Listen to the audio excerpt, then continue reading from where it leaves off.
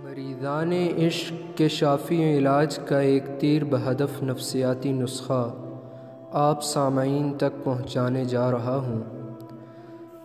عشق محض ایک لفظ نہیں، بلکہ اس لفظ کو آپ ایک زمانہ بھی کہہ سکتے ہیں، جس میں کئی لوگوں کی پستیوں کی کہانیاں آپ کو دیکھنے کو ملیں گی۔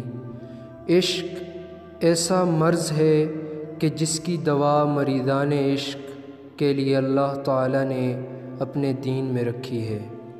عشق کا وار اس دیمک کی طرح ہے جو انسان کے مٹی کے وجود کو بوسہ بنا دیتی ہے۔ ہمارے کئی قابل رحم انسان اس دنیا اور اس کی فانی زندگی میں اس بے فائدہ جذباتی محبت میں مبتلا ہو جاتے ہیں، پھر وہ اس داغ کو اپنے سینے سے لگا بیٹھتے ہیں، اور تب ہی تو شاعر نے اپنے قلم کو ان قابل رحم اور پستیوں میں گرے انسانوں کے لیے جنبش دی۔ وہ کہتا ہے، یہ نشان عشق ہیں جاتے نہیں، یہ نشان عشق ہیں جاتے نہیں، داغ چھاتی کے عبث دھوتا ہے کیا۔ شاعر ایک اور جگہ کہتا ہے، اجزاء بدن کے جتنے تھے پانی ہو بہہ گئے، اجزاء بدن کے جتنے تھے پانی ہو بہہ گئے، آخر گزار عشق نے ہم کو بہا دیا۔ سب سے پہلے یہ حقیقت اچھی طرح سمجھ لیجئے کہ اس دنیا کی زندگی آخرت کی تیاری کے لیے دی گئی ہے، اس لیے زندگی کا ہر لمحہ رب العزت ہی کی اطاعت میں بسر کرنا چاہیے۔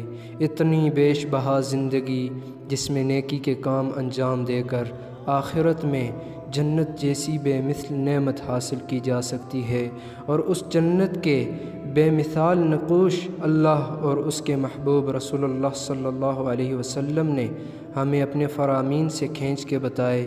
بھلا بتائیے کہ جس جنت کی نعمتیں لازوال اور بے مثال ہوں، کیا کوئی اس کے بدلے فانی، بے وفا اور دھوکے والی چیز کا سودا کر سکتا ہے؟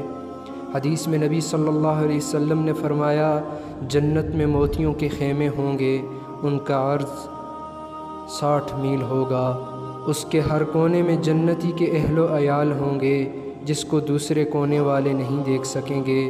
مومن اس میں گھومے گا، اور اسی جنت کے بارے میں نبی صلی اللہ علیہ وآلہ وسلم نے فرمایا، اگر بہشت کی کوئی عورت یعنی حور زمین والوں کو جان کے ان کی طرف رخ کرے تو زمین سے آسمان تک روشنی ہو جائے اور خوشبو سے مہک جائے، اور حور کی اوڑھنی دنیا و ما فیہا سے بہتر ہے۔ تو پھر سوچئے کہ اپنی اعلیٰ نعمت یعنی زندگی کو فانی چیزوں پر فدا ہونے میں برباد کرنا دیوانگی ہے کہ نہیں؟ یہ دیکھ کر دل دکھتا ہے، یہ دیکھ کر دل دکھتا ہے کہ اکثر نوجوان اسی دیوانگی کا شکار ہو کر جگہ جگہ خوار ہو رہے ہیں اور اپنے مستقبل کو آگ لگا رہے ہیں۔ اس مصیبت سے چھٹکارا پانے کا صحیح طریقہ صرف یہ ہے، اس کا حل یہ ہے، اس کا نسخہ یہ ہے کہ نمبر 1، معصیت کی زندگی سے عزم صمیم کے ساتھ توبہ کیجئے اور کسی نیک گرانے میں فوراً شادی کر لیجئے۔ یاد رکھیے، ہماری محبت کا مرکز و منتہا صرف رب جمیل کی ذات عالی ہے، بلا اللہ تعالیٰ کے جمال بے مثال سے بڑھ کر اور کس کی خوبصورتی ہو سکتی ہے، جس پر انسان ریجے۔ بے وفا چہروں کی چمک دمک پر شیدا ہو جانا شرف خودداری کی توہین ہے۔ حسن آوارہ کے انگاروں سے ہمیشہ دور بھاگیے۔ نمبر 2، اس مرض کا علاج پیش کرنے میں جو نمبر 2 نسخہ ہے وہ یہ ہے کہ جس کی محبت میں آپ مبتلا ہیں اس سے ہر قسم کا تعلق آج اور ابھی ختم کر دیجئے۔ اللہ پر توکل کرتے ہوئے، اسی سے مانگتے ہوئے، اسی کی محبت پر یقین کرتے ہوئے، اور اس جذباتی محبت کے بدلے اسی کی محبت چاہتے ہوئے آج اور اسی وقت ہر قسم کا تعلق ختم کر دیجئے۔ اسے مت دیکھیے، اس کے گھر کے قریب بھی نہ پھٹکیے، اس کا کسی سے تذکرہ کیجئے نہ سنیے، اس کا خیال بھی دل میں نہ لائیے۔ اپنے باطن میں انقلابی تبدیلی پیدا کر لیجئے، یوں بدل جائیے جیسے موسم بدل جاتا ہے۔ اور میں کہنا چاہوں گا، خاک ڈال آگ لگا، نام نہ لے یاد نہ کر، نام نہ لے یاد نہ کر۔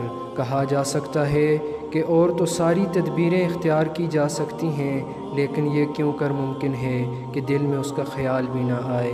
یقیناً خیال ضرور آئے گا، لیکن گھبرانے کی ضرورت نہیں۔ خیال آتا ہے تو آنے دیجئے، البتہ خود قصداً اس کا خیال دل میں نہ لائیے۔ ہاں، جب خیال خود بخود آ جائے تو اسے فوراً ذہن سے جھٹک کر کسی اچھے اور مفید کام میں مصروف ہو جائیے۔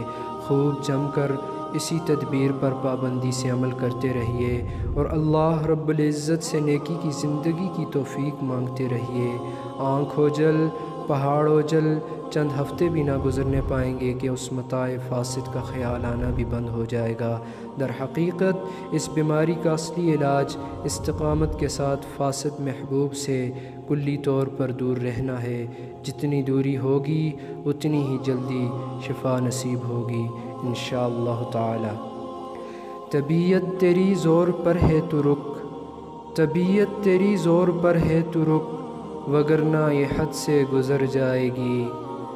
خیال اپنا کچھ دیر کو موڑ لے، چڑھی ہے ندی جو اتر جائے گی، چڑھی ہے ندی جو اتر جائے گی۔ میں آخر میں اپنے محبوب، اپنے خالق و مالک اور حمد و ثنا کے لائق رب سے یہ التجا کروں گا، یہ دعا کروں گا کہ وہ ہمارے نوجوانوں کے دلوں میں حقیقی محبت ڈال دے، وہ ہمارے نوجوانوں کے دلوں میں اپنی قربت ڈال دے، وہ ہمارے نوجوانوں کی زندگیوں کو نبی کریم صلی اللہ علیہ وسلم کی زندگیوں کے مطابق گزارنے کی توفیق عطا فرما دے۔